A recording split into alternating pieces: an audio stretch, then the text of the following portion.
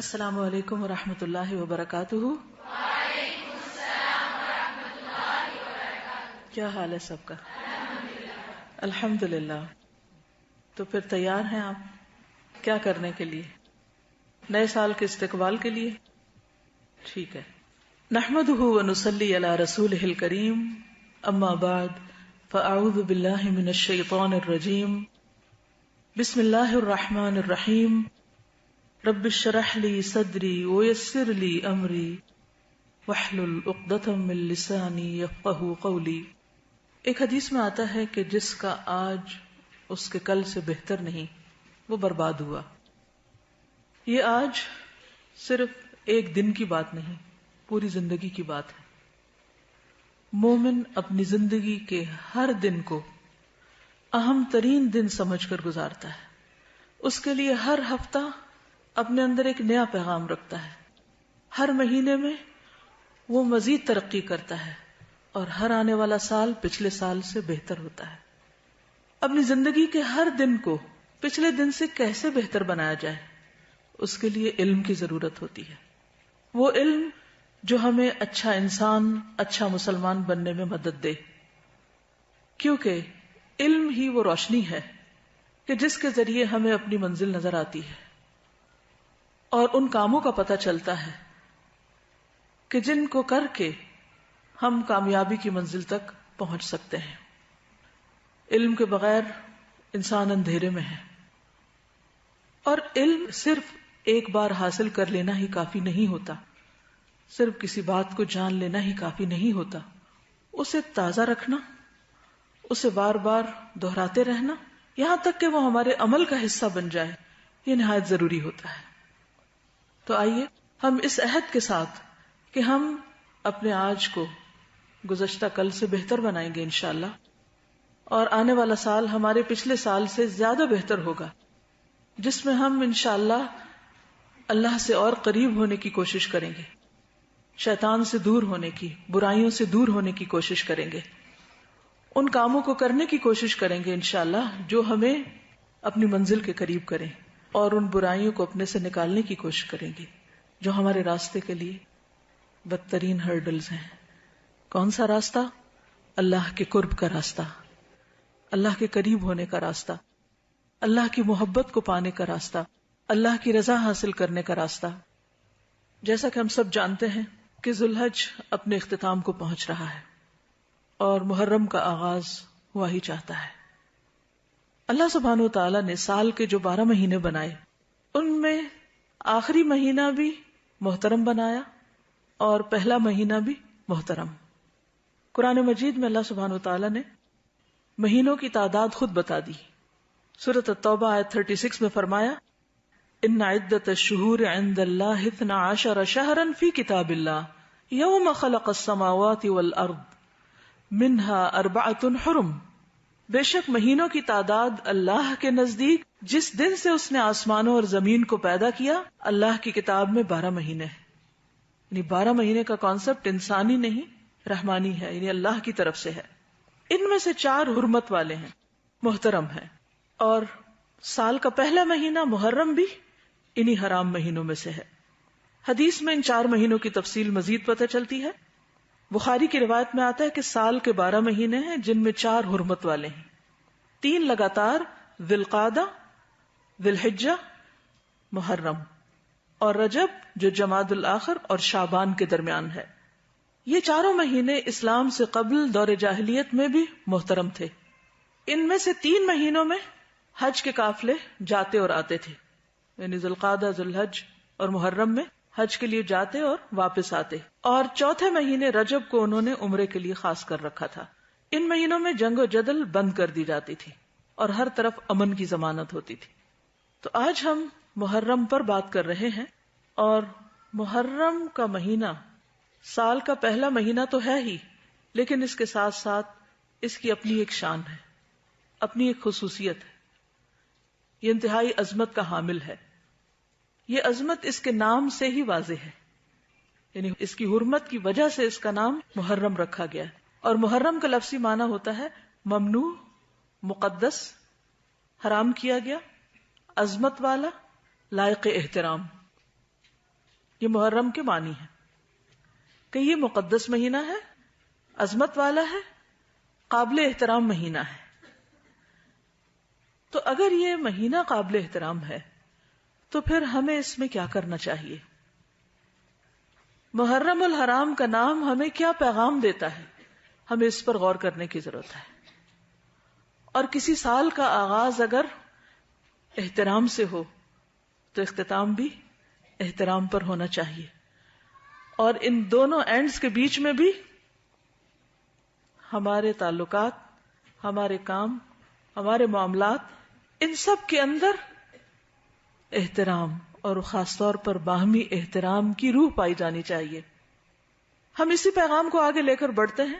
ہم اپنی زندگیوں کا جائزہ لیں، اپنے گھر والوں کا، اپنے خاندان کا، اپنے معاشرے کا، اپنے ملک کا اور پوری دنیا کا، کہ کیا واقعی اسلامی مہینے کی یہ روح لوگوں کے مزاج کے اندر بھی پائی جاتی ہے. کیا بحیثیت انسان میں دوسرے انسانوں کا احترام کرتی ہوں، میں اپنے خاندان والوں کا احترام کرتی ہوں، اپنے بہن بھائیوں کا، اپنے رشتہ داروں کا، اپنے دوستوں کا، ساتھیوں کا، کسی بھی انسان کا جس کے ساتھ میرا معاملہ پیش آتا ہے، اس کے ساتھ میرا معاملہ اور میرا رویہ کیسا رویہ ہے؟ میرے تعلقات اس کے ساتھ کیا احترام پر مبنی ہے یا بے حرمتی پر، اخلاق پر مبنی ہے یا بد اخلاقی پر؟ نبی صلی اللہ علیہ وسلم نے تو یہ فرمایا تھا کہ جو بڑوں کی عزت نہ کرے، ان کا احترام نہ کرے، وہ ہم میں سے نہیں. تو گویا یہ احترام ہمارے دین کا شعار ہے. احترام، دوسرے کی عزت کرنا، دوسرے کے حقوق کا خیال رکھنا، یہ ہمارے دین کا پیغام ہے، یہ بنیادی روح ہے. لہذا ہمیں ہر اس چیز سے بچنا ہے جو اس احترام کو پامال کرنے والی ہو، چاہے وہ انسانوں کا احترام ہو، چاہے وہ انسانوں کے خالق یعنی رب العالمین کا احترام ہو، چاہے اس کی کتاب کا احترام ہو، چاہے اس کے بنائے ہوئے ان مہینوں کا احترام ہو، چاہے اس کے شاعر کا احترام ہو، شاعر اللہ کا. ہر وہ چیز جسے اللہ نے محترم قرار دیا، جسے اللہ نے قابل عزت قرار دیا، اس کی عزت کرنا ہمارے دین کا حصہ ہے. اس کی حرمت کا لحاظ اور پاس رکھنا ہمارے دین کا پیغام ہے. اور اگر ہم ایسا نہیں کر رہے تو پھر ہم اپنے دین کو خود اپنے ہاتھوں سے نقصان دے رہے ہیں. لیکن کس قدر افسوس کی بات ہے کہ ابھی محرم شروع نہیں ہوتا کہ ہر طرف ایک سہم ہوتی ہے، ایک خوف ہوتا ہے، ایک پریشانی کی فضا ہر طرف عام ہو جاتی. نئے سال کا آغاز خوشی اور احترام کی بجائے پریشانی اور بے چینی کے ساتھ شروع ہوتا ہے. کیا واقعی یہ اسلام ہے؟ کیا واقعی ہم اسلامی روح کو زندہ کر رہے ہیں؟ کیا واقعی اسلام کا پیغام یہی ہے؟ کیا ہم مسلمان بھی ہیں؟ پھر ہمیں اپنے آپ کا جائزہ لینا ہے، اپنے احوال کی اصلاح کرنی ہے. اور الحمدللہ اس وقت میرے سامنے 90% یوتھ بیٹھی جو اس پاکستان کا اور امت مسلمہ کا ایک مستقبل ہے. اگر آپ اس پیغام کو اپنے اندر جذب کر لیں کہ ہمیں احترام کی فضا کو رواج دینا ہے تو انشاءاللہ آئندہ افق میں تبدیلی آئے گی. ہمیں نفرتوں کو ختم کرنا ہے، عداوتوں کو ختم کرنا ہے، ہمیں اپنی ذات سے آغاز کرنا ہے. مجھے دوسروں کا احترام سیکھنا ہے. کوئی میرا احترام کرے یا نہ کرے، کوئی میری حرمت کا پاس رکھے یا نہ رکھے، مجھے یک طرفہ طور پر یہ فیصلہ کرنا ہے کہ میں دوسروں کے ساتھ احترام کے ساتھ پیش آؤں گی. اپنی گفتگو میں، اپنے رویے میں، اپنے معاملے میں، اپنے تعلقات میں رواداری اور انسانی جذبات اور انسانی احساسات کا خیال کرتے ہوئے آگے بڑھنا ہے. مجھے صرف اپنے حقوق کو نہیں دیکھنا، مجھے حقوق دینے والا بننا ہے. اور جب ہم میں سے ہر شخص دینے والا بنے گا تو آپ دیکھیے کہ کیا کسی لینے والے کا ہاتھ خالی رہے گا. اس وقت بھی آپ امیجن کریں اگر اس ہال کے اندر سب دینے والے ہوں، سب دینے والے ہوں تو کیا کوئی لینے سے محروم رہے گا؟ لیکن اگر سب لینے والے ہوں صرف اور دینے کے لیے کوئی تیار نہ ہو تو کہاں سے کسی کو کچھ ملے گا؟ تو اسلام دینے کا سبق دیتا ہے، اپنی ذات سے آغاز کرنے کا سبق دیتا ہے.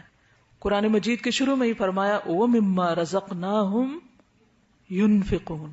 جو بھی ہم نے ان کو رزق عطا کیا اس میں چاہے وہ علم ہے، چاہے مال ہے، چاہے صلاحیتیں ہیں، طاقت ہے، قوت ہے، کچھ بھی ہے، جو بھی ملا ہے، ينفقون، وہ دیتے ہیں، وہ خرچ کرتے ہیں. تو ہمیں احترام کی فضا کو قائم کرنے کے لیے دینے والا بننا ہے. ہمیں آغاز کرنا ہے. نقطہ آغاز خود ہماری اپنی ذات ہوگی، پھر قریب ترین سرکل کو ہم بڑا کرتے جائیں گے، وسیع کرتے جائیں گے، اور وہ پوری دنیا تک انشاءاللہ پھیل جائے گا. یہی امن اور پیس کی ضمانت ہے. اس کے بغیر امن کا کوئی راستہ نہیں.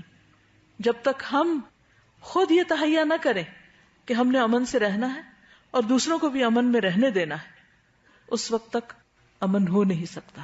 امن صرف باتیں کرنے سے نہیں ہوتا، کچھ کر کے دکھانے سے. تو انشاءاللہ ہم جو سنیں گے اس کو کر کے بھی دکھائیں گے انشاءاللہ. تو اللہ سبحانہ وتعالی نے جہاں حرمت کے ان مہینوں کی بات کی، فرمایا فَلَا تَظْلِمُوا فِيهِنَّ أَنفُسَكُمْ، ان مہینوں میں اپنی جانوں پر ظلم نہ کرو، ظلم نہ کرو. تو گویا احترام کیسے حاصل ہوتا ہے؟ ظلم سے بچ کر، کسی پہ ظلم نہ کر کے، نہ ہاتھ سے نہ زبان سے، نہ کسی کی جان پر، نہ مال پر، نہ عزت پر، نہ آبرو پر.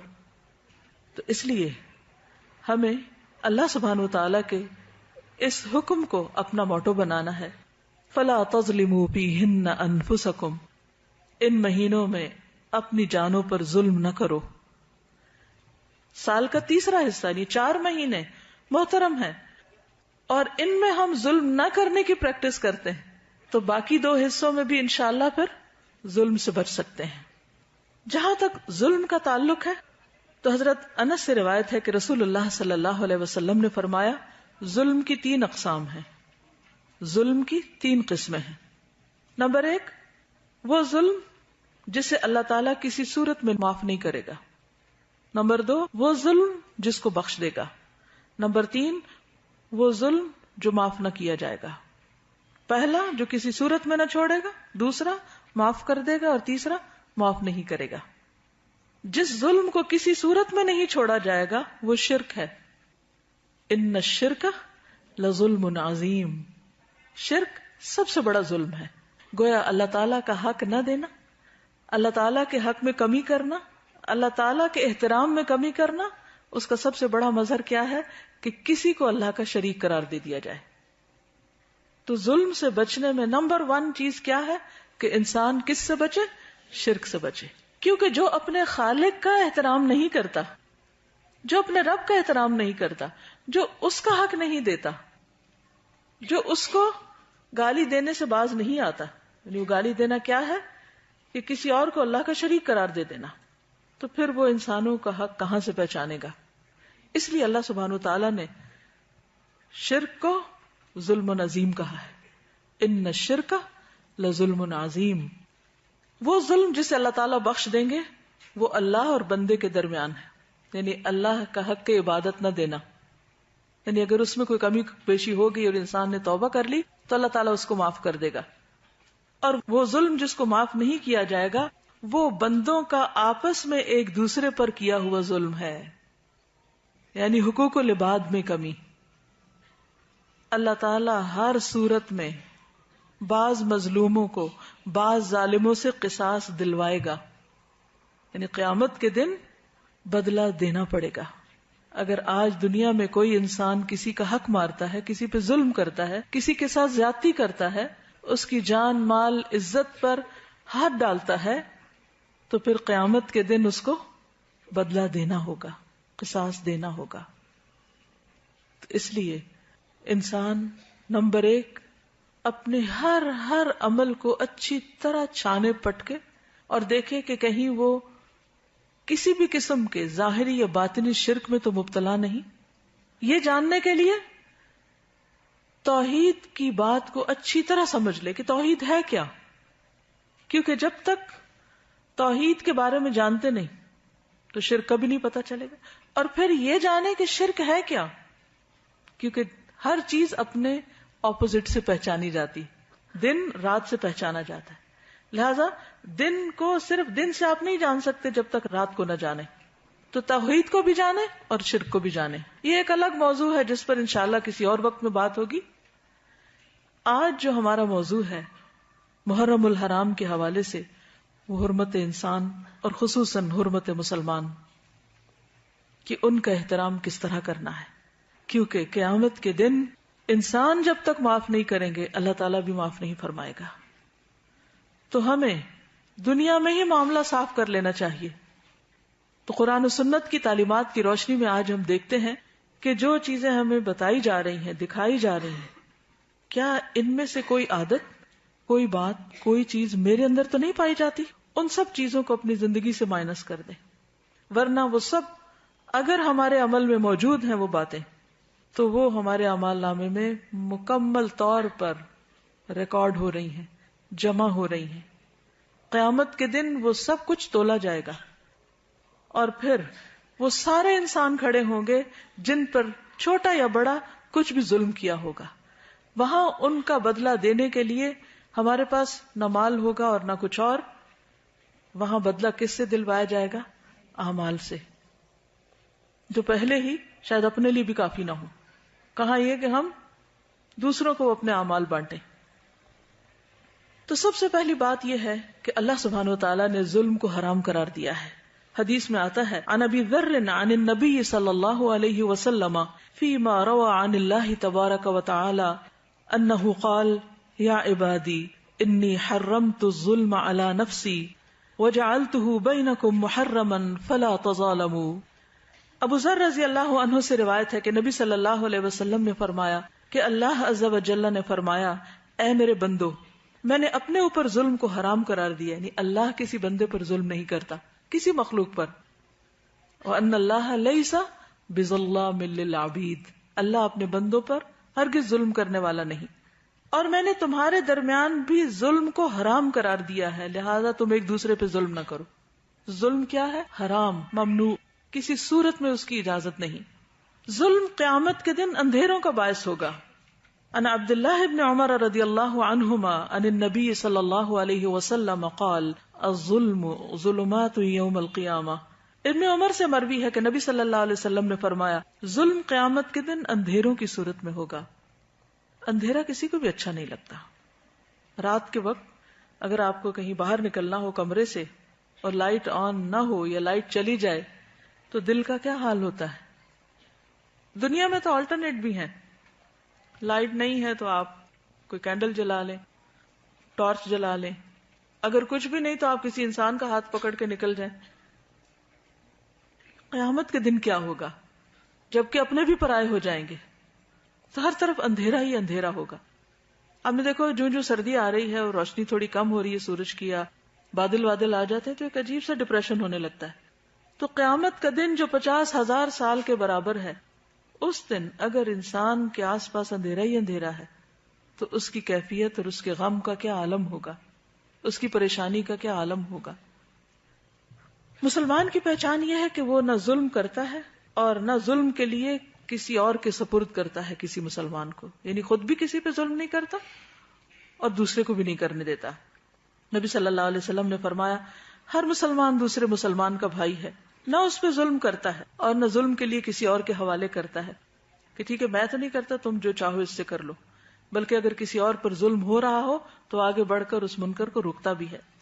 ظلم کرنے والے قیامت کے دن شفاعت کے قابل نہ ہوں گے، ان کی شفاعت قبول نہ کی جائے گی. نبی صلی اللہ علیہ وسلم نے فرمایا، میری امت کے 2 قسم کے افراد کے حق میں میری شفاعت قبول نہ ہوگی. ہم سب جانتے ہیں کہ نبی صلی اللہ علیہ وسلم شفاعت کریں گے، لیکن 2 لوگوں کے حق میں شفاعت قبول نہیں ہوگی. وہ کون ہے؟ انتہائی ظالم حکمران، یعنی وہ حاکم جو لوگوں پر اپنی رعایا پر ظلم کرتے ہیں، وہ قابل رحم نہ ہوں گے. اور دوسرا وہ شخص جو غلو کرتے کرتے دائرہ مذہب سے ہی نکل جائے، دین سے ہی باہر ہو جائے، یعنی دین میں اتنی سختی اور اتنا تشدد کرے کہ وہ دین کی حدوں سے باہر ہو جائے. وہ بھی ظالم ہے، اپنے حق میں بھی اور دوسروں کے حق میں بھی. کیونکہ دین میں جو رخصتیں ہیں، دین میں جو خوبصورتی ہے، اس کو ویسا ہی رہنا چاہیے. دین کا اعتدال اور دین کے حسن کو ختم نہیں کرنا چاہیے. ظلم عام طور پر 3 طرح کا ہوتا ہے، لیکن اس سے پہلے ہم یہ دیکھیں گے کہ ہر مسلمان محترم ہے، اور مسلمان کا جو احترام ہے وہ باقی ساری چیزوں کے احترام سے بڑھ کر ہے. اللہ سبحانہ و تعالیٰ تو خالق ہیں، مالک ہیں، رب ہیں، معبود ہیں، ان کے احترام پر تو کسی کو کوئی شک ہی نہیں. قرآن محترم کتاب ہے، اسی طرح کعبۃ اللہ محترم ہے، اور ان چیزوں کا ہم احترام بھی کرتے ہیں. لیکن جب بات آتی ہے مسلمان کی تو ہم احترام بھول جاتے ہیں. تو اس سلسلے میں نبی صلی اللہ علیہ وسلم نے فرمایا، عبداللہ بن عباس کہتے ہیں کہ آپ نے کعبہ کی طرف دیکھا. کعبہ، بیت اللہ، کیا کہتے ہیں اس کو؟ بیت اللہ الحرام. اس کے ارد گرد جو مسجد ہے اس کو کیا کہتے ہیں؟ مسجد الحرام. حرام کا معنی مقدس، ممنوع. عام طور پر لوگ اس کی طرف پاؤں کر کے لیٹتے بھی نہیں، کچھ اس کی طرف پیٹ نہیں کرنا چاہتے. کتنا محبوب ہے، کتنا محترم ہے، کتنا تقدس ہے اس کا. چومتے ہیں جا کر اس کو، سب جانتے ہیں نا اس کا احترام.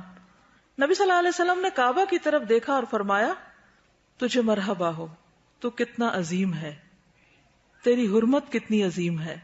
لیکن ایک مومن کی حرمت اللہ کے ہاں تیری حرمت سے زیادہ عظیم ہے.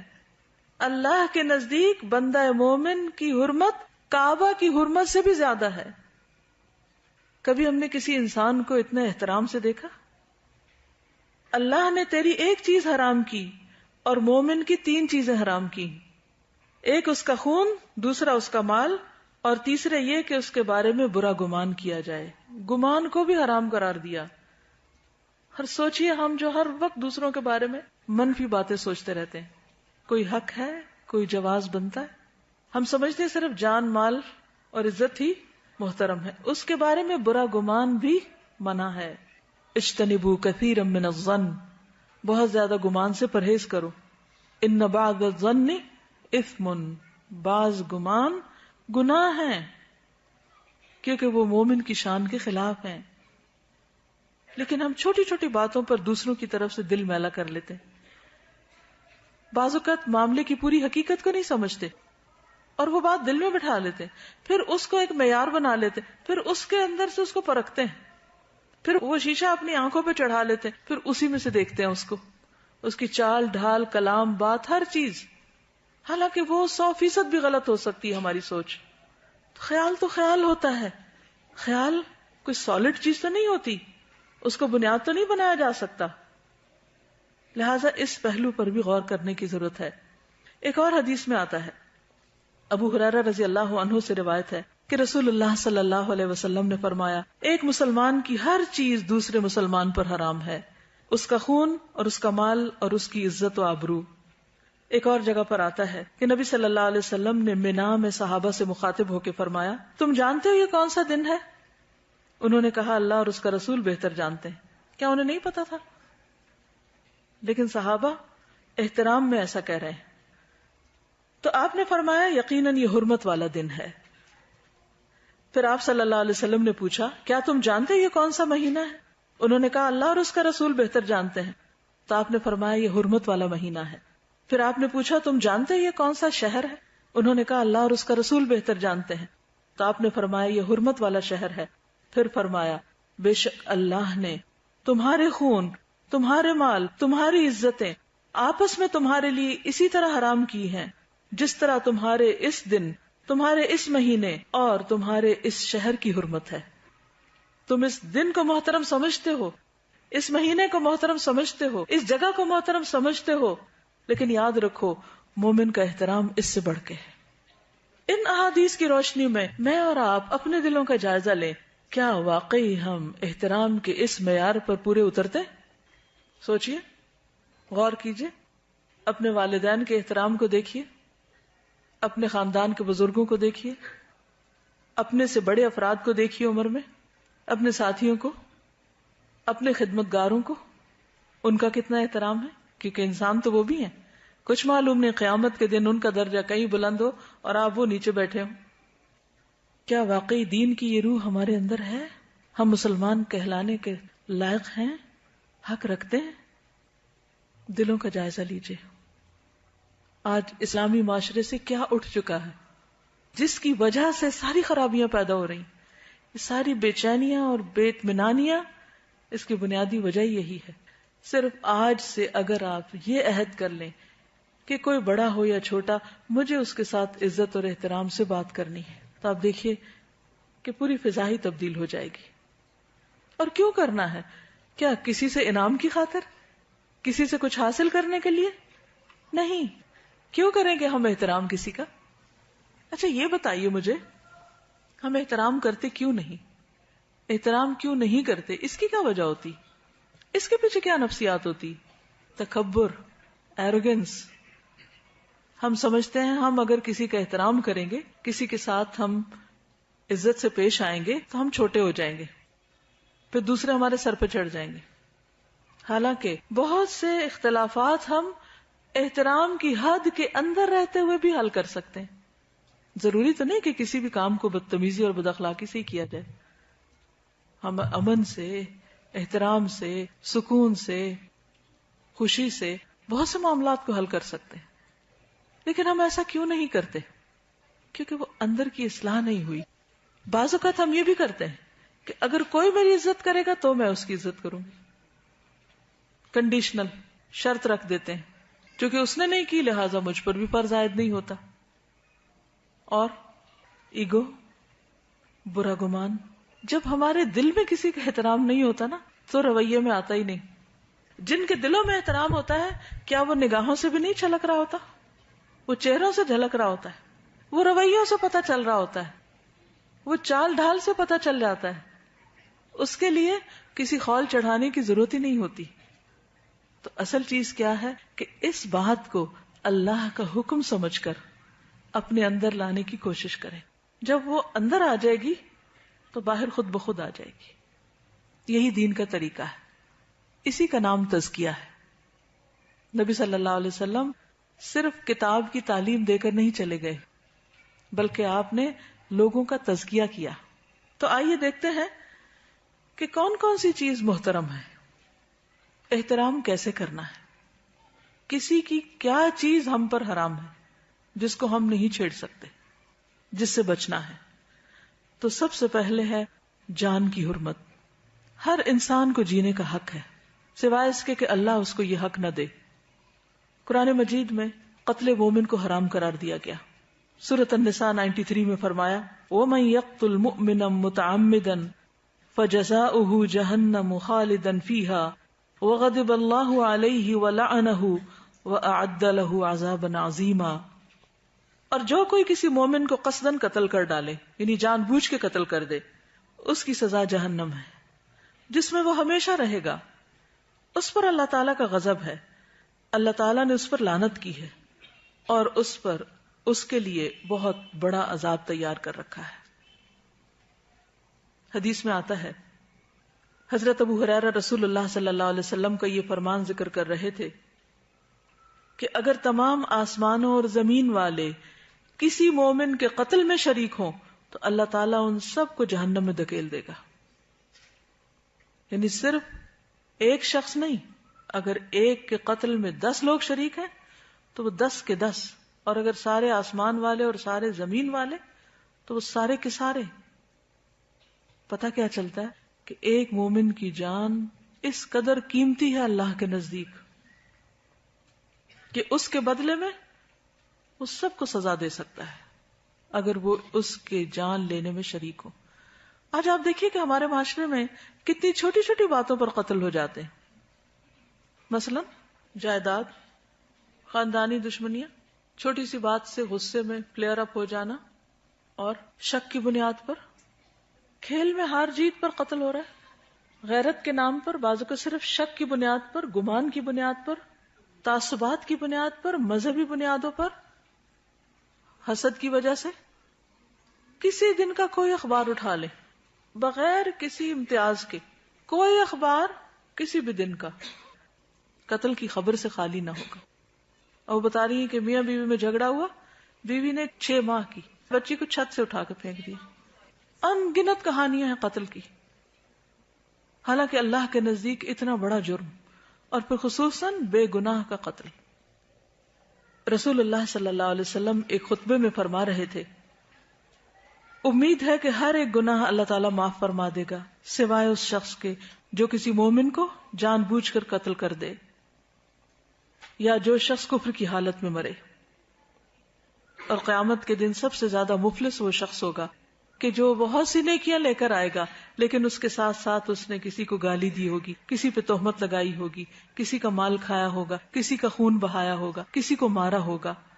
سب لوگوں کو اس آدمی کی نیکیاں دے دی جائیں گی، اور اگر اس کی نیکیاں ان کے حقوق کی ادائیگی سے پہلے ختم ہو گئیں تو ان لوگوں کے گناہ بھی اس آدمی پہ ڈال دیے جائیں گے، پھر اس کو جہنم میں ڈال دیا جائے گا.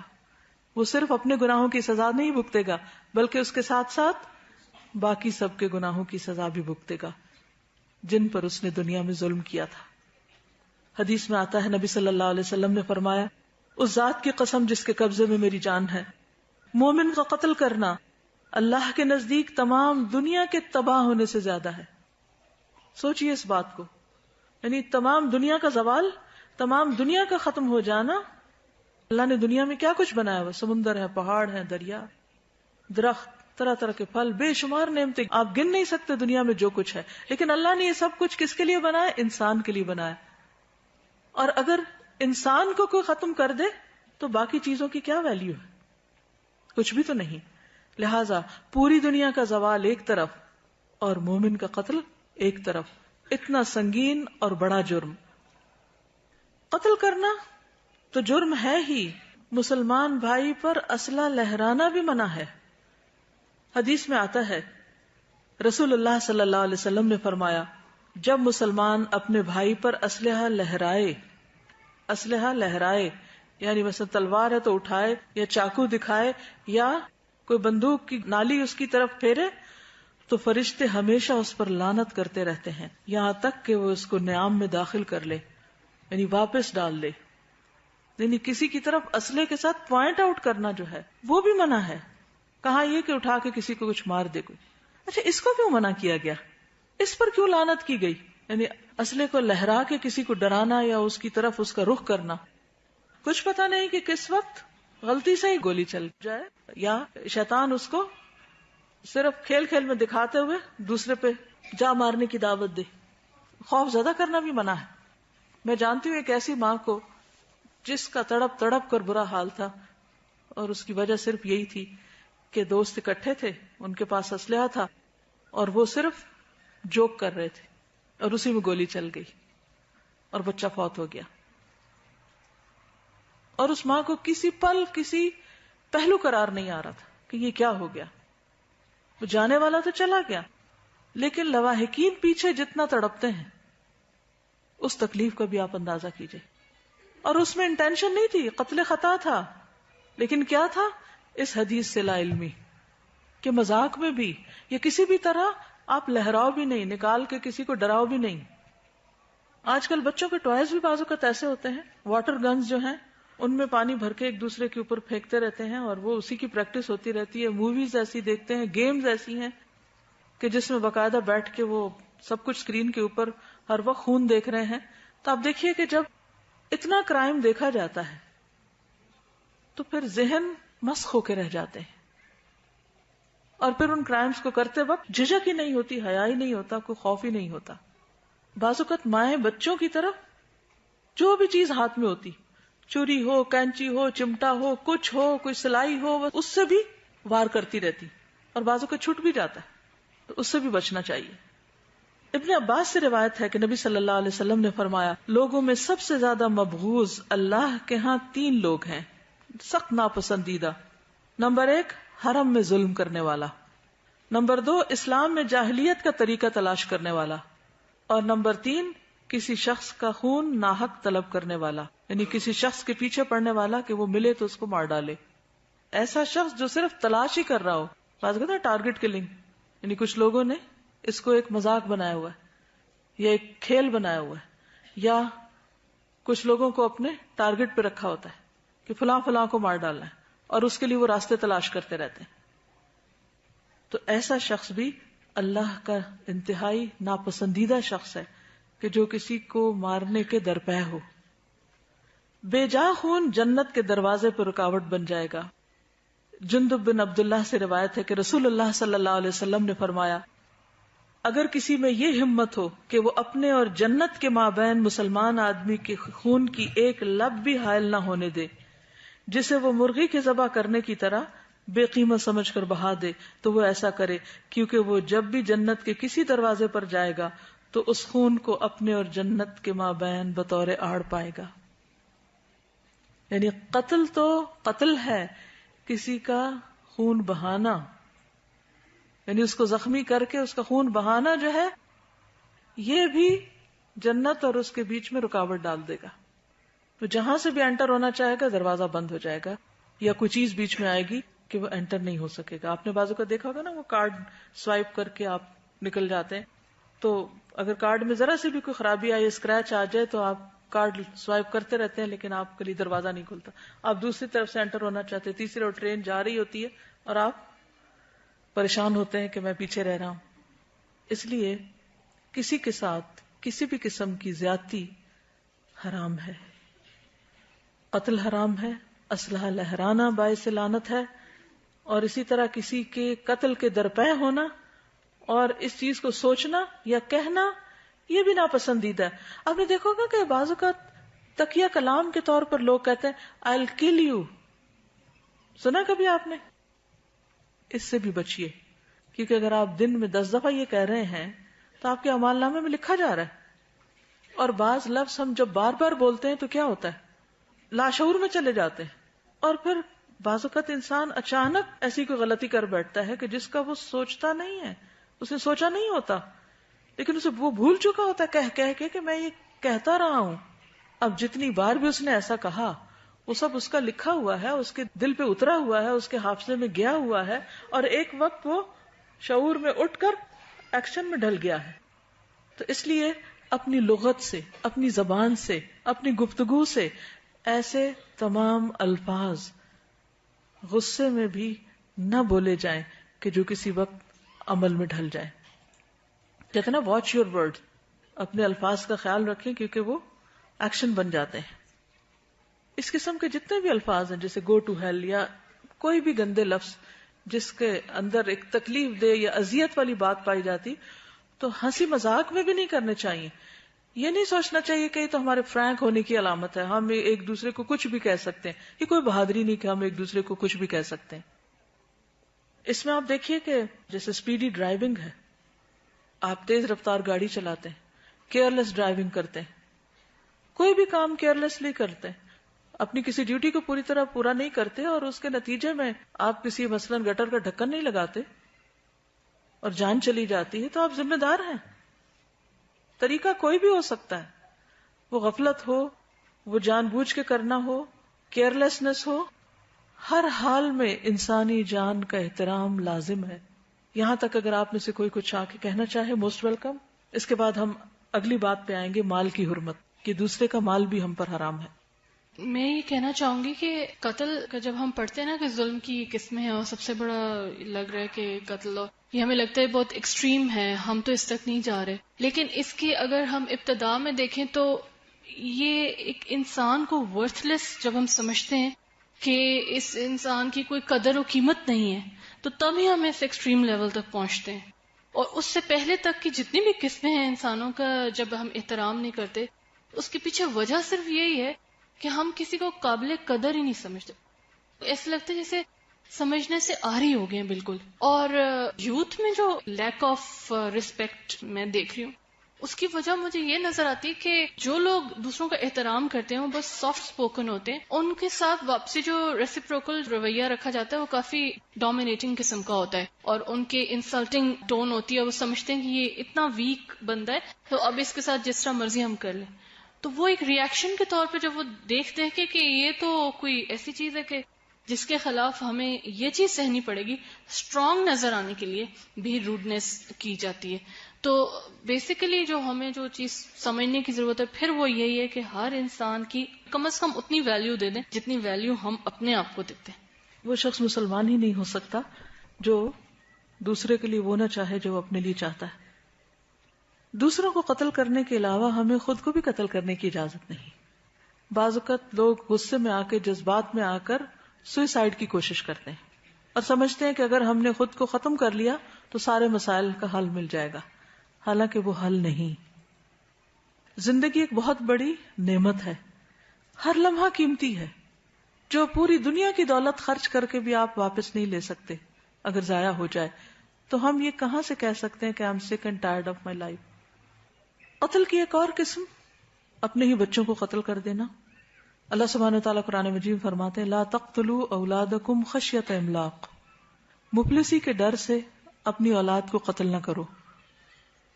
ابارشن کے نئے نئے طریقے ایجاد ہونے کی وجہ سے بعض اوقات صرف اس لیے کسی بچے کو دنیا میں آنے سے روک دیا جاتا ہے یا آنے سے پہلے قتل کر دیا جاتا ہے کہ وہ ہمارے ساتھ رزق میں شریک ہوگا یا ہم اس کو کھلائیں گے کہاں سے, گویا رازق ہم خود بن گئے. تو قتل کسی بھی درجے پر ہو, چاہے اپنا ہو, چاہے کسی بچے کا ہو, جنین کا ہو یا کسی انسان کا ہو, مرد کا ہو یا عورت کا, بڑے کا ہو یا چھوٹے کا, سب کی جان محترم ہے. نیکسٹ ہے مال کی حرمت. ان ابی حمید الساعدی ان رسول اللہ صلی اللہ علیہ وسلم قال لا يحل لامرئ ان يأخذ مال اخیہ بغیر حقہ وذلك لما حرم اللہ مال المسلم علی المسلم. ابو حمید ساعدی رضی اللہ عنہ سے روایت ہے کہ رسول اللہ صلی اللہ علیہ وسلم نے فرمایا کسی شخص کے لیے اپنے کسی بھائی کا مال ناحق لینا جائز نہیں. کسی شخص کے لیے اپنے کسی بھائی کا نہیں کسی دوسرے شخص کا مال ناحق لینا جائز نہیں, کیونکہ اللہ نے ایک مسلمان پر دوسرے مسلمان کا مال حرام قرار دیا ہے.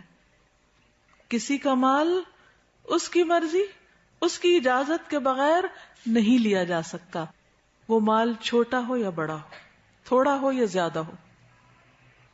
بعض اوقات ہم یہ سوچ کر کہ اچھا چھوٹی سی چیز ہے, کسی کا پین ہی ہے, مثلا ہم جلدی میں ہوتے ہیں, بعض اوقات کہیں سائن کرنے پڑتے, ذرا 1 سیکنڈ کے لیے پین دیں, لیا, سائن کیے اور پین بند کر کے واپس اپنی جیب میں, جس کا ہے اس کو نہیں دیا, اور وہ منہ دیکھ رہا ہے کہ اب میں مانگوں تو بدلحاظ کہلاؤں گا.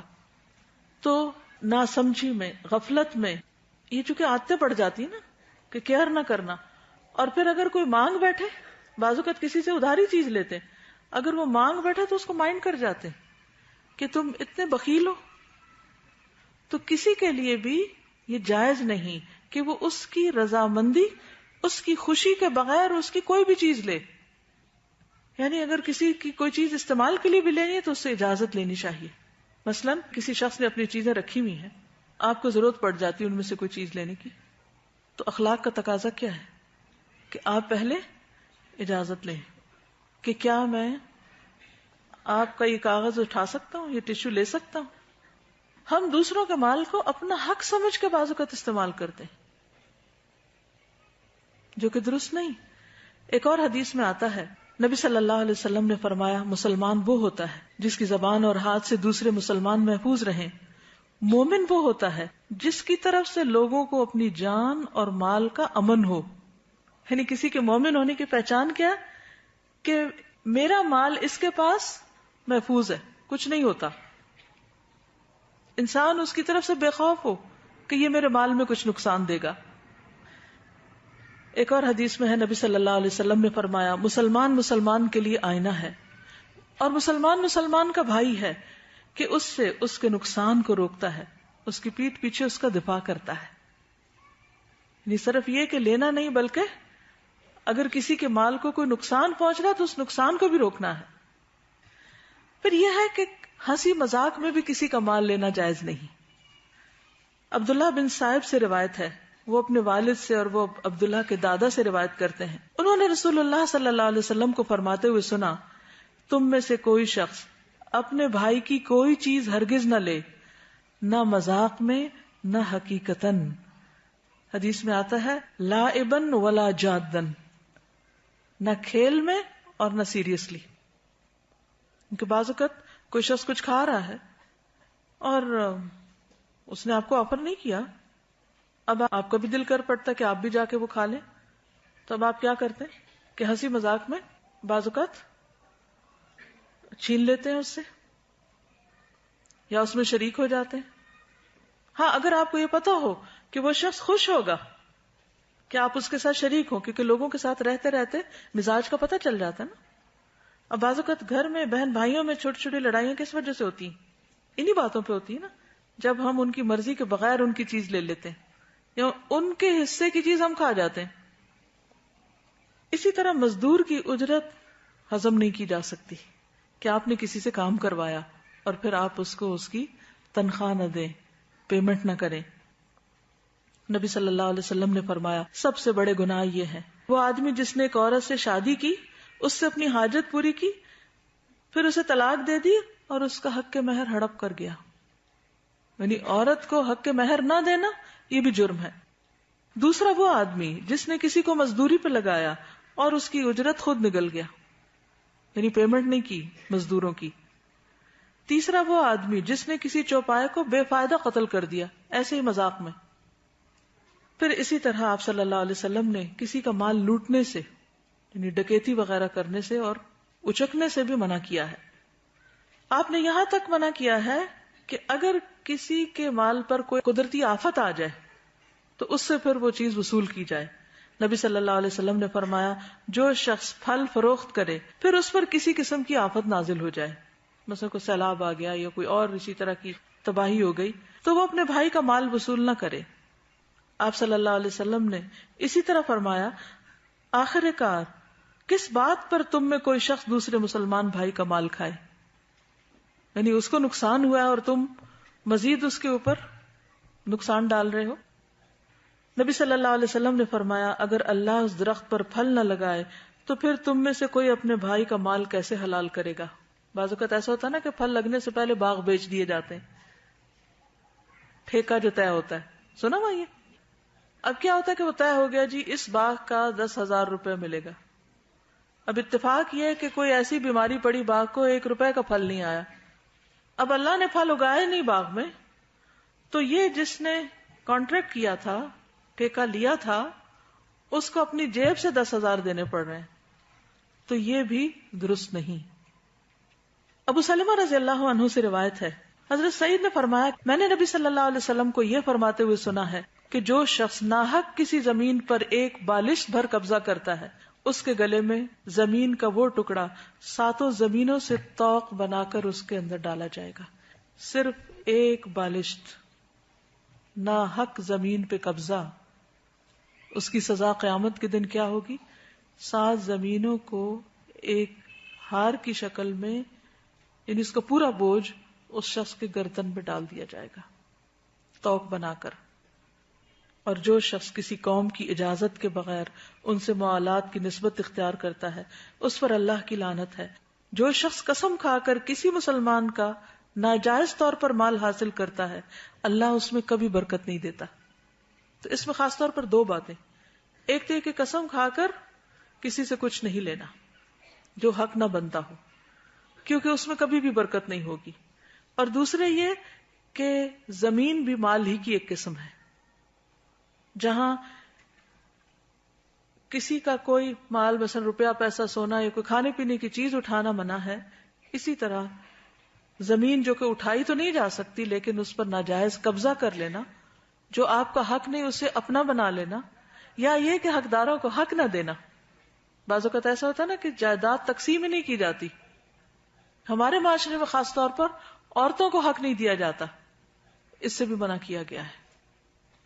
یہ ظلم کی قسم ہے، یہ حرمتوں کی خلاف ورزی ہے.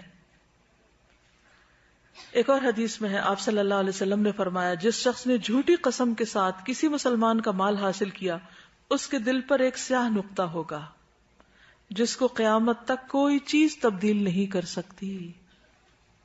یعنی جب کوئی چوری کرتا ہے، چوری یا ناجائز طور پر مال لیتا ہے تو اس کا نقصان کیا ہوتا ہے؟ دل پر سیاہی آ جاتی.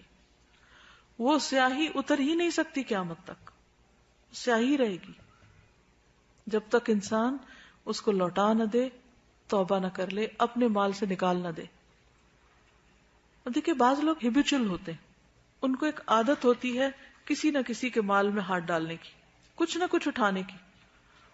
وہ کسی ریڑھی کے پاس سے گزریں گے، وہاں سے کچھ اٹھا کے کھا لیں گے. وہ کسی شاپ میں جائیں گے، وہاں سے کچھ اٹھا کے جیب میں ڈال لیں گے. وہ کسی باغ میں سے گزر رہے گے، وہاں سے اور کچھ نہیں پھول ہی توڑ لیں گے. وہ بھی تو کسی کا ہے نا، ہمارا تو نہیں. کسی آفس میں کام کر رہے ہوں گے، وہاں سے پیپر اٹھا کے گھر لے جائیں گے. اسٹیشنری چرا کے گھر لے جائیں گے. آپ سوچئے تو صحیح کہ کتنی قسمیں ہیں ان سب چوریوں کی. بعض اوقات نیبرز نے اپنے کچھ پھلدار درخت لگائے ہوئے ہیں اور وہ سو رہے ہیں اندر، گلی محلے کے بچے سارے اکٹھے ہو کر جا کر توڑ کے سب کچھ ختم کر کے ہضم کر دیتے ہیں، کھائے پیے نہ بھی ضائع کر دیتے ہیں. کون ان کی تربیت کرے گا؟ کون ان کو بتائے گا کہ یہ غلط ہے؟ اور جب بچپن سے بچوں کے منہ کو حرام لگ جاتا ہے، ناجائز کسی کی چیز اٹھا کے کھانے کی عادت پڑ جاتی، تو پھر بڑے ہو کر ان کو تمیز نہیں رہتی. ہر ماں کے اوپر لازم ہے کہ بچہ جب اسکول سے آئے تو اس کا بیگ الٹ دے، اور جو چیز خود خرید کے نہیں دی اس کو واپس کرنے کی تلقین کرے، اسے اٹھا کر پھینک دے، وہ اس کے مال میں شامل نہ ہونے دے. اس کو وہ اس سے اس طرح ڈرائے جیسے آگ کے ٹکڑے سے ماں ڈراتی. بچہ جب آگ کے اوپر ہاتھ لگانے لگتا تو ماں کھینچ لیتی ہے ہاتھ، اسی طرح ہاتھ کھینچ لے کہ یہ تو تمہاری چیز ہی نہیں ہے، یہ کیسے اٹھا لی. ایک اور حدیث میں آتا ہے رسول اللہ صلی اللہ علیہ وسلم نے 2 جمرات کے درمیان، یعنی حج کے موقع پر 2 جمرات کے درمیان فرمایا، جس شخص نے جھوٹی قسم کے ساتھ کسی مسلمان کا مال حاصل کیا وہ اپنا ٹھکانہ آگ میں بنا لے اور حاضر غائب کو بتا دیں. آپ نے 2 یا 3 بار یہی بات فرمائی. ایک اور حدیث میں آتا ہے جو شخص جھوٹی قسمیں کھائے تاکہ کسی کا مال جو اس کے ذمہ واجب ہے اس کو ہضم کر لے، یعنی واپس نہ کرے، تو وہ اللہ سے اس حال میں ملے گا کہ اللہ اس پر ناراض ہوگا. ایک اور حدیث میں آتا ہے نبی صلی اللہ علیہ وسلم نے فرمایا، جس نے کسی مسلمان کا ناحق ایک لقمہ بھی کھایا اللہ تعالیٰ اسے اتنا ہی جہنم کا کھانا کھلائیں گے. جس نے کسی مسلمان کا ناحق کپڑا پہنا اللہ تعالیٰ اسے اسی کے بقدر جہنم کا کپڑا پہنائیں گے. اور جو کوئی کسی مسلمان کے ساتھ دکھلاوے والی جگہ پر کھڑا ہوگا تو اللہ تعالیٰ اسے قیامت والے دن دکھلاوے والے مقام پر کھڑا کرے گا، یعنی اس کے عیب لوگوں کے سامنے لائے گا. ایک اور حدیث میں آتا ہے نبی صلی اللہ علیہ وسلم نے فرمایا، مسلمان کی گم شدہ چیز آگ کی لپٹ ہوتی ہے، اس کے قریب بھی نہ جانا. گم شدہ چیز آگ کی لپٹ ہے، یعنی مثلا کوئی شخص اپنی کوئی چیز بھول گیا اور آپ کو پتا ہے کہ فلاں کی ہے، وہ چلا گیا، مثلا کوئی موبائل بھول گیا، کوئی اپنی کوئی جیولری میں سے، بازو کا ایسا تھا نا کہ آپ واش روم جاتے ہیں تو گھڑی اتارتے ہیں یا آپ انگوٹھی اتار کے رکھتے ہیں، کچھ لوگوں کی عادت ہوتی ہے وضو وغیرہ کرنے سے پہلے، اور واپسی پہ بھول جاتے ہیں. اتنے میں پیچھے سے کوئی اور جاتا ہے، وہ دیکھتا ہے کہ وہ یہ تو اتنی قیمتی گھڑی پڑی، تو اٹھا کے جیب میں ڈال لیتا ہے، چھپا لیتا ہے. یہ کیا ہے؟ گویا آگ کا انگارہ ہے جو اس نے چھپایا. اول تو یہ کہ جس کے اندر ایمان ہوگا وہ تو ہاتھ ہی نہیں لگائے گا کہ پڑی رہے، جو بھول کے گیا اس کو یاد آئے گا، وہ واپس آ کے اسی جگہ سے تلاش کرے گا، اس کو مل جائے گی. یہ ہے اسلامی معاشرہ کہ جس میں ہر شخص اپنی جان، عزت، مال کے بارے میں دوسروں سے امن میں ہے کہ کچھ نہیں ہوتا. لیکن ہمارا کیا حال ہے؟ ہر وقت ایک خوف کی حالت میں. اگر بیگ رکھا ہوا بھی ہے تو وہ بھی بار بار دیکھتے رہتے ہیں بیگ ادھر ہی ہے نا، دائیں بائیں مڑ کے دیکھتے ہیں کہ کون بیٹھا ہوا ہے، کہیں ایسا تو نہیں کہ کوئی چپکے سے ہاتھ ڈال دے یا بیگ ہی اٹھا کے بھاگ جائے. کسی ہاسپٹل میں جائیں، بازار میں جائیں، حتیٰ کہ حرم میں جائیں، جیب کاٹنے والے ہر جگہ آپ کو ملیں گے، جنازوں پہ اور تو اور. مسجد میں لوگ نماز پڑھنے جاتے ہیں، ان کے جوتے چرائے جاتے ہیں. یعنی کون سی جگہ ہے جہاں آپ کہیں کہ یہاں امن ہے، یہاں کچھ نہیں ہوتا، میں ایک بے خوف جگہ پر آ گیا ہوں. کس قدر حرمتوں کو پامال کر دیا گیا. نبی صلی اللہ علیہ وسلم نے فرمایا، کسی شخص کے لیے اس کے بھائی کا مال اس وقت تک حلال نہیں جب تک وہ اپنے دل کی خوشی سے اس کی اجازت نہ دے دے. تیسری چیز ہے عزت کو پامال کرنا. جان اور مال کے بعد عزت کی پامالی. آپ دیکھیے کہ بعض اوقات ہم کوئی چیز رینٹ آؤٹ کرتے ہیں، جب واپس لیتے ہیں تو اتنی ٹوٹ پھوٹ ہو چکی ہوتی ہے کہ وہ جو رینٹ اس میں لیا ہوتا ہے اس سے بھی زیادہ پڑ جاتا ہے اس کی اصلاح میں. کسی اور کے انٹرنیٹ کے سگنل کیچ کر کے یا ہیک کر لیتے ہیں. چوری کی جدید قسم ہے یہ. بعض اوقات موبائل کے بیلنس چرا لیتے ہیں. بعض اوقات ایسی ڈونیشنز جیسے غریبوں کے لیے آتی ہیں یا سیلاب والوں کے لیے، ان کو ان تک نہیں پہنچایا جاتا، راستے میں لوگ لین دین کر لیتے ہیں ان کا. اسی طرح ٹیلی فون کی چوری، گورنمنٹ کو نقصان دینا، بجلی کی چوری، گیس کی چوری، کسی کے محل پر نیت خراب رکھنا. انہیں ہر انسان کو اللہ نے ایک سینس دی ہے، ایک عقل دی ہے، اس میں بھی پرکھ سکتے ہیں. لسٹ نہ بھی سامنے ہو تو دل بتا سکتا ہے آپ کا کہ کون سی چیز آپ کی ہے، کون سی کسی کی، کون خوشی سے دے رہا ہے اور کون راضی نہیں ہے اور آپ جبرن اس سے کھینچ رہے ہیں. تیسری چیز ہے عزت پامال کرنا. بہت سے لوگ کسی کی جان کے بارے میں بھی بڑے محتاط ہیں اور مال کے بارے میں بھی، کسی بھی طرح کا کوئی ظلم نہیں کرتے اور دور دور سے بھی ڈرتے ہیں، بہت محتاط پاکیزہ زندگی بسر کرتے ہیں، لیکن ان کی زبان سے کوئی محفوظ نہیں ہوتا، کوئی نہیں بچتا. لہذا بے حد ضروری ہے کہ ان حرمتوں کا بھی پاس رکھا جائے. انس بن مالک رضی اللہ عنہ سے روایت ہے کہ رسول اللہ صلی اللہ علیہ وسلم نے فرمایا، جب مجھے میرے رب عز و جل نے معراج عطا کی تو اس رات میں ایک قوم پر گزرا، ان کے ناخن تانبے کے تھے اور وہ ان ناخنوں سے اپنے چہرے اور سینے کھرچ رہے تھے، اسکریچ کر رہے تھے. میں نے کہا یہ کون لوگ ہیں اے جبریل؟ انہوں نے فرمایا یہ وہ لوگ ہیں جو لوگوں کا گوشت کھاتے تھے اور ان کی عزت و آبرو کے درپے رہتے تھے. کیونکہ ہوتا کیا ہے نا، اسکریچ سے وہ دوسرے کی جو خوبصورتی ہے وہ ختم ہوتی. تو جب آپ کسی کی عزت پر کوئی بات کرتے ہیں تو اس کی شان میں فرق آتا ہے. تو قیامت کے دن کسی کے ساتھ جو کرے گا وہ اپنے آپ کو خود ہی نوچ رہا ہوگا، اپنے آپ کو خود بدنما اور بدصورت بنا رہا ہوگا. ابو ہریرہ رضی اللہ عنہ سے مروی ہے، نبی صلی اللہ علیہ وسلم نے فرمایا، ہر مسلمان دوسرے مسلمان کا بھائی ہے، نہ اس پہ ظلم کرتا، نہ اسے رسوا کرتا ہے، اس کی بے عزتی نہیں کرتا اور نہ اسے حقیر سمجھتا ہے، بلٹل نہیں کرتا، چھوٹا نہیں سمجھتا. ایک اور حدیث میں ہے نبی صلی اللہ علیہ وسلم نے فرمایا، سب سے بڑا سود ربا یہ ہے کہ انسان ناحق کسی مسلمان کی عزت سے کھیلے. بعض لوگ ویسے سود کو حرام قرار دیتے ہیں، وہ نہیں لین دین کرتے انٹرسٹ کا، لیکن دوسروں کی عزتوں سے کھیلتے رہتے ہیں. یہ سب سے بڑا سود ہے. نبی صلی اللہ علیہ وسلم نے فرمایا، کسی آدمی کے برا ہونے کے لیے یہی کافی ہے کہ وہ اپنے مسلمان بھائی کو حقیر سمجھے، کمتر سمجھے، گھٹیا سمجھے. نبی صلی اللہ علیہ وسلم نے فرمایا، جو شخص اپنے بھائی کی عزت سے اس چیز کو دور کرے گا جو اسے عیب دار کرتی ہے، اللہ تعالیٰ قیامت کے دن اس کے چہرے سے آگ کو دور کرے گا. یعنی اگر کوئی چیز کسی کے بارے میں کوئی کہہ رہا ہے کسی مجلس میں اور وہ اس کو اس کی پیٹھ پیچھے ذلیل کر رہا ہے، تو وہ اٹھ کے ایک ایسی بات بولے کہ جس سے اس کا دفاع ہو، تو قیامت کے دن ایسے شخص کے چہرے کو جو دوسروں کا دفاع کرتا ہے اس کے چہرے کو آگ سے بچا لیا جائے گا. یعنی جو دوسروں کی حفاظت کرے اللہ قیامت کے دن اس کی حفاظت کرے گا. عزت پامال کرنے کی جو صورتیں ہیں ان میں سب سے بڑی غیبت ہے، کسی کی پیٹھ پیچھے اس کا ذکر ایسے انداز میں کرنا کہ اس کو حقیر گردانا جائے. نبی صلی اللہ علیہ وسلم نے فرمایا، معاذ بن جبل سے روایت ہے، انہوں نے رسول اللہ صلی اللہ علیہ وسلم کے پاس ایک آدمی کا ذکر کیا اور کہا، جب تک اسے کھلایا نہ جائے وہ کھاتا نہیں، جب تک اسے سوار نہ کیا جائے وہ سوار نہیں ہوتا. نبی صلی اللہ علیہ وسلم نے فرمایا، تم نے اس کی غیبت کی. صحابہ نے کہا، اللہ کے رسول صلی اللہ علیہ وسلم، جو اس میں ہے ہم نے تو وہی بیان کیا. آپ نے فرمایا، غیبت کے لیے تمہیں یہی کافی ہے کہ تم اپنے بھائی کی اس بات کا ذکر کرو جو اس میں ہے. یعنی یہاں آپ دیکھیے کس چیز کو آپ نے غیبت قرار دیا، صرف بے جا تبصرے کو. ہم بیٹھے ہوتے ہیں نا تو دوسروں کی باتیں کرتے، فلاں تو ایسا ہے کہ بس اللہ کی پناہ، اسے تو کپڑے پہننے نہیں آتے، اسے تو چلنا نہیں آتا، اسے تو گھر سنبھالنا نہیں آتا، وہ ایسا نہیں کرتا، وہ ویسا نہیں کرتا. یہ سب باتیں غیبت میں شمار ہوتی.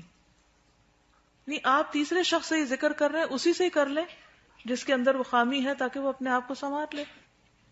تو غیر ضروری طور پر لوگوں کو ڈسکس کرنا اور خصوصاً ایسے انداز میں ڈسکس کرنا جس سے ان کی شان یا عزت میں کمی ہو، یہ ناپسندیدہ ہے. آپ دیکھیے کہ گھروں میں لڑائیاں کیوں ہوتی؟ ماں اور بیٹے میں بعض اوقات لڑائی ہو جاتی. کیوں؟ کیونکہ بیوی بیٹے کے کان ماں کے خلاف بھر رہی ہوتی، یعنی اپنی ساس کے خلاف میاں کو باتیں کیے جا رہی ہوتی. یا پھر بیٹا گھر آتا ہے اور بہو کسی کام کو لگی ہوئی ہے تو ماں اس کے پاس بیٹھ کر سارے دن کی شکایتیں بہو کی لگا رہی ہے. اب نتیجہ کیا ہوگا؟ میاں کا موڈ آف ہو جائے گا. جب وہ اٹھے گا اپنی بیوی کو دیکھے گا تو اس کو سخت بری نظر آئے گی. کہاں گئی محبتیں، کہاں گئی چاہتیں، کہاں گئے اچھے تعلقات؟ کس نے ظلم کیا؟ اس نے جس نے حق اور ناحق دونوں طرح. بعض چیزیں ہوتی ہیں ان کو ذکر کرنا بھی منع ہے، تو جو ہوتی نہیں وہ تو بہتان ہے، وہ تو اس سے بڑا الزام ہے، اس سے بڑی عزت کی پامالی ہے. اس بنا پر گھروں کے گھر ختم ہو کے رہ جاتے ہیں، طلاقوں تک نوبتیں آتی ہیں اور آئندہ نسلیں برباد ہو کے رہ جاتی ہیں، ہر طرح کا سکون برباد ہو جاتا ہے. پھر اسی طرح کسی کے بارے میں، کسی کی شکل یا کسی کے قد یا کسی کے حال حلیے پر ناروا بات کرنا، خواہ وہ حقیقت ہی کیوں نہ ہو. حضرت عائشہ کہتی ہیں کہ میں نے نبی صلی اللہ علیہ وسلم سے کہا آپ کو صفیہ میں یہی کافی ہے کہ وہ ایسے اور ایسے ہے. انہوں نے صرف ان کے چھوٹے قد کا ذکر کیا. آپ نے فرمایا تم نے ایسا کلمہ کہا ہے اگر سمندر میں ڈال دیا جائے تو وہ بھی کڑوا ہو جائے. یعنی تمہیں حق نہیں کہ تم کسی کے قد پہ بات کرو، کیونکہ قد کسی نے خود تھوڑی بنایا ہے. خصوصاً آپ دیکھیں کہ جب رشتوں کا لین دین ہوتا ہے اس وقت لوگ ایک ایک اس کو ڈسکس کر رہے ہوتے ہیں، بھویں ایسی ہیں اور ناک ایسا ہے اور دانت ایسے ہیں اور چال ایسی ہے اور قد اتنا ہے اور جسم ایسا ہے. ٹھیک ہے اگر آپ نے کسی کی ڈسکرپشن دینی ہے تو جہاں ضرورت ہے متعلقہ شخص کو دیجئے، لیکن بھری محفلوں میں کسی کو ڈسکس کرنے کا تو کچھ بھی جواز نہیں. پھر اسی طرح آپ صلی اللہ علیہ وسلم کے سامنے کسی کی نقل اتاری گئی. آپ نے فرمایا مجھے پسند نہیں کہ میں کسی کی نقل اتاروں، خواہ مجھے اتنا اور اتنا مال ہی کیوں نہ ملے. یعنی بڑی سے بڑی چیز بھی ملے تو میں کسی کی نقل نہیں اتاروں گا. لہذا کسی کے لہجے کی نقل، کسی کی چال کی نقل، کسی کی بات کی نقل، یہ بھی ناپسندیدہ چیزوں میں سے، یہ بھی احترام کے منافی ہے. پھر اسی طرح کسی کی چغلی کرنا، کیونکہ اس سے نفرتیں پھیلتی ہیں. حضرت عبداللہ بن مسعود سے روایت ہے نبی صلی اللہ علیہ وسلم نے فرمایا کیا میں تمہیں یہ نہ بتاؤں مل عدہ، عدہ کیا چیز ہوتی، عدہ کیا ہوتی ہے؟ فرمایا اس سے مراد چغلی ہے جو لوگوں کے درمیان نفرت پیدا کرے. ایک اور روایت میں جو لوگوں کے درمیان فساد پیدا کرے، یعنی کسی کے پاس آ کر وہ بات بیان کرنا جس سے اس شخص اور جس کی بات کہی گئی ان کے درمیان لڑائی ہو جائے. یعنی لوگوں میں پھوٹ ڈلوانا، فساد کرنا، یہ بھی بدترین عادت ہے. آپ صلی اللہ علیہ وسلم 2 قبروں کے پاس سے گزرے جن کو عذاب قبر ہو رہا تھا. آپ نے فرمایا کسی بڑی بات پہ نہیں، ان میں سے ایک چغل خور تھا، چغلیاں کھاتا تھا، اس بنا پر اسے قبر میں ہی سزا مل رہی ہے. یعنی ایک جگہ سے دوسری جگہ بات پہنچانا، کہیں دیکھی کوئی چیز تو جا کے فوراً شکایت لگانا. یہ جو شکایتیں لگانا ہے نا اور دوسروں کے بارے میں بدگمان کرنا، یہ بھی اسی میں شامل ہو جاتا ہے. عبد الرحمن بن غنم کہتے ہیں نبی صلی اللہ علیہ وسلم نے فرمایا اللہ کے بہترین بندے وہ ہیں جنہیں دیکھ کر اللہ یاد آ جائے، اور بدترین بندے وہ ہیں جو چغل خوری کرتے ہیں، دوستوں کے درمیان تفریق پیدا کرتے ہیں، دوستوں کو لڑاتے ہیں، باغی، بیزار اور متعنت ہوتے ہیں، ہٹ دھرم قسم کے لوگ. نبی صلی اللہ علیہ وسلم نے فرمایا بنی آدم کے اعمال ہر جمعرات کو پیش کیے جاتے ہیں اور کسی قطع رحمی کرنے والے کے اعمال قبول نہیں کیے جاتے. جو رشتوں کو کاٹے ہوئے ہوتے ہیں، آپس میں ناراض ہوتے ہیں، وہ جو نیکیاں کرتے بھی ہیں وہ سٹک ہوتی ہیں، رستے میں ہی رکی رہتی ہیں. جیسے آپ کے پارسل گم ہو جاتے ہیں تو یہاں سے تو آپ نے سب کچھ اپنا مال اکٹھا کر کے بھیج دیا لیکن آگے نہیں پہنچا. کبھی ہوا آپ کے ساتھ ایسے کہ آپ نے کسی کو کچھ بھیجا اور وہ وہاں تک نہ پہنچ؟ کبھی اس کیفیت کو یاد کریں کہ آپ نے بڑی چاہت سے کچھ پیک کر کے اچھا خوبصورت بنا کے کسی کے لیے کچھ روانہ کیا، اور یہاں تو یہ آپ سارے اعمال اپنے لیے روانہ کر رہے ہیں اپنی آخرت کے لیے، اور جب آپ نے چیک کیا تو وہ ملا ہی نہیں. اس وقت کیا کیفیت ہوتی؟ وہ پارسل نہیں ملا، وہ فلاں چیز نہیں ملی. جی ہاں، یہ جو کچھ بھیج رہے ہیں وہ رستے میں کھڑا ہے، کیونکہ آپ اپنے ہی رشتہ داروں کے ساتھ تعلق کاٹے ہوئے ہیں، آپ کی بول چال بند ہے. یہ بھی احترام میں کمی کا ایک حصہ ہے. نبی صلی اللہ علیہ وسلم نے فرمایا جس نے قطع رحمی کی وہ مرنے سے پہلے اس کا وبال دیکھ لے گا. یعنی جو رشتوں کو کاٹے گا وہ اس کا نقصان دنیا میں دیکھ کے مرے گا. یعنی کچھ گناہ ایسے ہیں جن کی سزا دنیا میں انسان کو مل جاتی ہے. آپ نے فرمایا کسی کے لیے جائز نہیں کہ 3 دن سے زیادہ اپنے مسلمان بھائی سے قطع تعلق ہی کرے. اگر وہ اس حال پر رہیں گے تو جو پہلے رجوع کرے گا اس کا پہل کرنا اس کے لیے کفارہ بن جائے گا اس غلطی کا. اگر دوسرے نے اس کو سلام کیا اور اس نے جواب نہ دیا تو سلام کرنے والے کو تو فرشتے جواب دیں گے اور رد کرنے والے کو شیطان. اور اگر دونوں قطع تعلقی کی حالت میں مر گئے تو جنت میں اکٹھے نہ ہو سکیں گے. پھر اسی طرح حسد کرنا، کسی سے بغض رکھنا، نفرت کرنا. پھر اسی طرح کسی کو اچانک ڈرانا، یہ بھی منع ہے. یہ گھبراہٹ میں ڈالنا، پریشان کرنا. نبی صلی اللہ علیہ وسلم کے ساتھ لوگ سفر میں تھے جن میں سے ایک شخص سو گیا، تو ان میں سے بعض اس کی رسی کی طرف گئے جو اس کے ساتھ تھی اور وہ اسے لے گیا، یعنی اس کی چیز اٹھا کے لے گئے. وہ آدمی گھبرا گیا. آپ نے فرمایا کسی مسلمان کے لیے جائز نہیں کہ وہ کسی کو گھبراہٹ میں مبتلا کرے. ہم بعض اوقات کیا کرتے ہیں، اچانک ایک دم دھماکہ کرتے ہیں کسی کے سر پہ جا کے اور اس کو ڈرا دیتے ہیں. بعض اوقات ہارٹ اٹیک تک ہو جاتے ہیں لوگوں کو جب ان کو خوف زدہ کرتے ہیں. بعض اوقات کسی کی چیز اٹھا کے چھپا دیتے ہیں صرف مذاق کے لیے کہ اچھا اٹھے گا تو پریشان ہوگا. تو اس قسم کی پریشانی میں کسی کو مبتلا کرنا بھی درست نہیں. آپ صلی اللہ علیہ وسلم سے کسی نے کہا کہ مجھے وصیت کیجیے. آپ نے فرمایا کسی سے کو نیکی کرتے ہوئے اس سے معمولی نہ سمجھو، خواہ کسی تنہا آدمی کی گھبراہٹ اس کے ساتھ رہ کر دور کرنا. بعض اوقات ایسا ہوتا ہے نا کہ کوئی شخص گھبرا رہا ہوتا ہے تو آپ اس کے پاس چلے جاتے ہیں. جیسے کوئی فوت ہو گیا تو آپ اس کی تعزیت کے لیے چلے گئے، یا ویسے کوئی پریشان ہے، غمگین ہے، دکھی ہے، تو اس کی گھبراہٹ دور کرنے کے لیے اس کو کمپنی دینا جو ہے یہ بھی ایک نیکی ہے. پر عزت پامال کرنے میں گالی دینا بھی آتا ہے، یعنی کسی کو گالی دینا، تانا دینا. فرمایا مومن کو گالی دینا فسق ہے، یعنی نافرمانی کا کام ہے. آپ صلی اللہ علیہ وسلم نے فرمایا جب کوئی شخص اپنے بھائی کو اے کافر کہتا ہے، یعنی کسی کو کافر کافر کہتا ہے، تو وہ اس کے قتل کی طرح ہے، وہ اس کے قتل کی طرح ہے. اور مومن پر لعنت کرنا اس کے قتل کی طرح ہے. کسی پہ لعنت بھی نہیں کی جا سکتی. نبی صلی اللہ علیہ وسلم نے فرمایا میں تمہیں وصیت کرتا ہوں کہ تم لان تان کرنے والے نہ بنو. فرمایا زیادہ لعنت کرنے والے قیامت کے دن شفاعت کرنے والے نہیں ہوں گے اور نہ ہی گواہی دینے والے. پھر اسی طرح کسی کو آر نہ دلائیں. آر دینا کیا ہوتا ہے؟ کسی کو شرمندہ کرنا. ہاں تم کیا جانو، تمہیں کیا پتا، تمہیں نہیں یہ کام کرنا آتا، تم نہیں کر سکتے. تانے دے دے کہ کسی کا جذباتی قتل یا کسی کا کانفیڈنس کل کر دینا یہ بھی درست نہیں. پھر اسی طرح یہ ہے کہ انسان اپنی زبان اور اپنی عزت کا دفاع بھی کرے. کسی کو کوئی ایسی بات نہ کرے کہ جس سے پلٹ کر خود وہ اپنی بے عزتی کرانے کے درپے ہو جائے. تو یہ تھی چند باتیں محرم الحرام اور حرمت مسلمان کے حوالے سے. آخر میں محرم کے روزے کی یاد دہانی کرانا چاہوں گی کہ نبی صلی اللہ علیہ وسلم رمضان کے بعد محرم کے روزے کو سب سے اہم قرار دیتے تھے، یعنی اجر کے اعتبار سے. حدیث میں آتا ہے افضل الصیام بعد رمضان شہر اللہ المحرم. رمضان کے بعد افضل ترین روزہ اللہ تعالیٰ کے مہینے محرم کا روزہ ہے. نبی صلی اللہ علیہ وسلم سے پوچھا گیا کہ رمضان کے بعد افضل روزہ کون سا ہے؟ تو آپ نے فرمایا اس مہینے کے روزے جسے تم محرم کہتے ہو.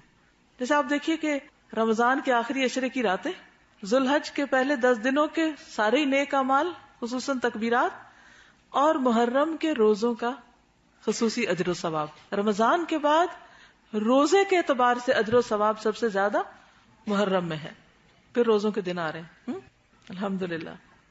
خصوصاً عاشورہ کا روزہ. عاشورہ کہتے ہیں 10ویں دن کو. عاشورہ کا معنی ہوتا ہے 10واں دن. عام طور پر لوگ سمجھتے ہیں کہ عاشورہ کا دن حضرت حسین کی وجہ سے بہت اہم ہے، حالانکہ حضرت حسین رضی اللہ تعالیٰ عنہ کی شہادت کا واقعہ آپ کی وفات کے تقریباً 50 سال بعد پیش آیا. عاشورہ جو ہے وہ واقعہ کربلا کے ہونے سے پہلے سے ہی محرم اور محترم ہے، عظمت کا حامل ہے. ٹھیک ہے. اور جب مسلمانوں پر رمضان کے روزے فرض نہیں تھے تو محرم کے روزے فرض تھے، یعنی محرم میں رکھے جاتے تھے. خصوصاً عاشورہ کا روزہ فرض تھا. لیکن جب رمضان کے روزے فرض ہو گئے تو عاشورہ کی فرضیت ختم ہو گئی. عبداللہ بن عباس کہتے ہیں کہ میں نے رمضان کے بعد عاشورہ کے روزوں سے بڑھ کر کسی اور روزوں کا اس قدر اہتمام کرتے ہوئے نبی صلی اللہ علیہ وسلم کو نہیں دیکھا. یعنی محرم کے پہلے دنوں میں روزے اور خصوصاً 10ویں تاریخ کا روزہ. اور آپ نے فرمایا کہ یہ روزہ جو ہے عاشورہ کا پچھلے 1 سال کے گناہوں کا کفارہ ہے. اب جو لوگ ذوالحج میں نہیں رکھ سکے ان کے لیے پھر ایک موقع آ گیا ہے. اللہ تعالیٰ کی خاص رحمت ہے. ایام جاہلیت میں قریش بھی عاشورہ کا روزہ رکھتے تھے، نبی صلی اللہ علیہ وسلم بھی رکھتے تھے. پھر ہجرت مدینہ کے بعد بھی آپ نے یہ روزہ رکھا اور صحابہ کو بھی رکھنے کا حکم دیا، لیکن جب رمضان کے روزے فرض ہو گئے تو آپ نے اس روزے کو نفلی قرار دیا کہ جو رکھنا چاہے رکھ لے، جو نہ رکھے نہ رکھے۔ جب آپ مدینہ تشریف لائے تو یہود بھی یوم عاشورہ کا روزہ رکھتے تھے۔ آپ نے پوچھا تم کیوں روزہ رکھتے ہو تو انہوں نے جواب دیا یہ عظمت والا دن ہے، اس دن اللہ تعالیٰ نے حضرت موسیٰ اور ان کی قوم کو نجات دی تھی اور فرعون اور اس کی قوم کو غرق کیا تھا، تو حضرت موسیٰ نے بطور شکر اس دن کا روزہ رکھا تھا، اس لیے ہم بھی یہ روزہ رکھتے ہیں۔ آپ نے فرمایا موسیٰ سے تمہاری نسبت ہم زیادہ قریب ہیں، اس لیے نبی صلی اللہ علیہ وسلم نے خود بھی روزہ رکھا اور صحابہ کو بھی حکم دیا کہ وہ روزہ رکھیں۔ لیکن آپ نے ایک اپنی خواہش کا اظہار کیا کہ یہود کی مشابہت سے بچنے کے لیے ایک کی بجائے 2 روزے رکھے جائیں، یعنی 9 اور 10 کا یا پھر 10 اور 11 کا روزہ۔ آپ نے فرمایا جب اگلا سال آئے گا تو ہم انشاءاللہ 9 تاریخ کا روزہ بھی رکھیں گے، لیکن اس سے پہلے ہی آپ کی وفات ہو گئی، تو 10 کے ساتھ 9 کا افضل ہے، لیکن اگر کسی وجہ سے 9 کا نہ رکھا جا سکے تو 10 سے 11 کو ساتھ ملا لینا چاہیے۔ یہ پیمفلٹ اس وقت آپ سب کی خدمت میں میری طرف سے تحفہ ہے، اور مجھے امید ہے کہ انشاءاللہ آگے بھی آپ تحفہ دینے والے ہوں گے، اور اس میں خصوصی طور پر جو معلومات ہیں روزے کے حوالے سے یا محرم کے احترام کے حوالے سے یا محرم کی تاریخ کے حوالے سے، ان کو آپ دوسروں کے ساتھ بھی شیئر کیجیے، کیونکہ بعض اوقات محرم میں جو واقعات بعد میں ہوئے ہیں ان کا تذکرہ اتنا زیادہ ہو جاتا ہے کہ اس کی اصل تاریخی حیثیت مدھم ہو جاتی۔ اس کے ساتھ ہی یہ بات بھی یاد رکھیے کہ ایک نیا سال آیا ہے اور بہت جلد پھر اپنے اختتام کو جا پہنچے گا، جس طرح پچھلے سالوں میں بہت سا وقت گزر گیا۔ اس سال کا ریزولوشن کیا ہوگا، کیا کرنا ہے ہم کو؟ نمبر 1، پچھلے سال سے اس سال کو بہتر بنانا ہے، اور نمبر 2، احترام کرنا سیکھنا ہے، حرمتوں کی پاسداری کرنی ہے۔ مومن کی حرمت کعبے کی حرمت سے زیادہ ہے، دوسروں پر احترام کی نظر۔ اب سوال یہ پیدا ہوتا ہے کہ اگر دوسرے غلطی کریں تو پھر ہم کیسے احترام کریں؟ ہم یہی اپنے آپ کو جسٹیفیکیشن دیتے ہیں نا، فلاں چور ہے، فلاں غلط کام کرتا ہے، فلاں ایسا برا ہے، ایسا ہے، ایسا ہے، ہم کیسے اس کا احترام کریں؟ وہ انسان تو ہے، وہ کچھ بھی ہے، وہ انسان تو ہے۔ نبی صلی اللہ علیہ وسلم تشریف فرما تھے کہ ایک جنازہ گزرا، تو آپ جنازے کے احترام میں کھڑے ہو جاتے، تو لوگوں نے کہا یہ کسی یہودی کا جنازہ ہے۔ آپ نے فرمایا کہ کیا وہ انسان نہیں؟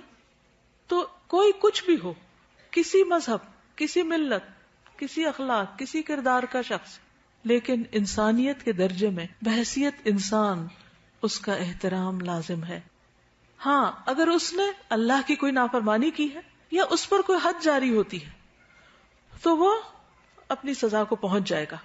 ہم نہ جج ہیں، نہ حاکم ہیں، اور نہ ہمارے ہاتھ میں قانون ہے کہ ہم دوسروں کے اوپر فیصلے کریں، فتوے سنائیں ان کو، یا ان کی برائیاں اچھالیں، یا ان کی عزت پامال کریں، یا ان کو ذلیل و رسوا کریں، یا ہم کسی بھی قسم کا ججمنٹل رویہ اختیار کریں۔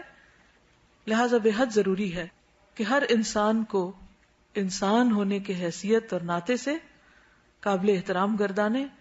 اگر وہ آپ کے ساتھ کوئی زیادتی کر بھی جائے تو معاف کرنا سیکھیں، کیونکہ درگزر کیے بغیر آپ احترام نہیں کر سکیں گے۔ دوسروں کو حق دیں، اپنا حق اللہ کے ذمے کر دیں۔ اگر کوئی ہمارا حق ہمیں نہیں دیتا تو اللہ کی ذات موجود ہے، کوئی کسی کا حق چھینے گا تو اللہ تعالیٰ قیامت کے دن اس سے کئی گنا بڑھا کر واپس لوٹائے گا، اور حرمتوں کا بھی قصاص ہے۔ لہذا احترام کا کلچر پیدا کرنا ہے۔ کس کو رواج دینا ہے؟ احترام کے کلچر کو۔ جس سے بھی بات کریں احترام سے، چیخنے چلانے سے پرہیز کریں، بری زبان استعمال کرنے سے پرہیز کریں، غلط قسم کے تکیے کلام اپنی لغت سے نکال دیں۔